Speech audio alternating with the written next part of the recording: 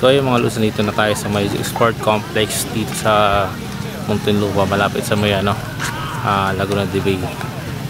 So ayan, ipakita ko sa inyo yung location. So ayan mga lods,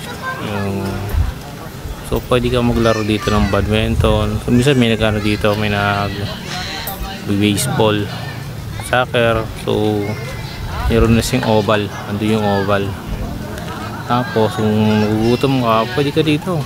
Ayan, may pagpilya ng mga street foods, kikiam, yung bituka ng manok, yun meron dito. Tapos yun pa, meron pa dun So sari-sari mabibili mo rito. Ayan, may mangga pa, may nagtitinda pa ng mangga, binalata ng mangga.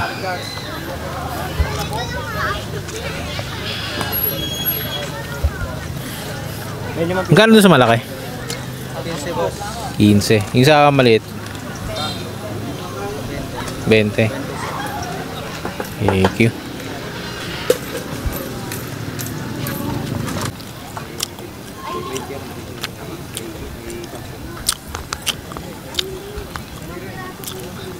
So guys, comment nyo kung anong tawag dito, yung puset na pinirito. Calamares ba? Yung tama ako.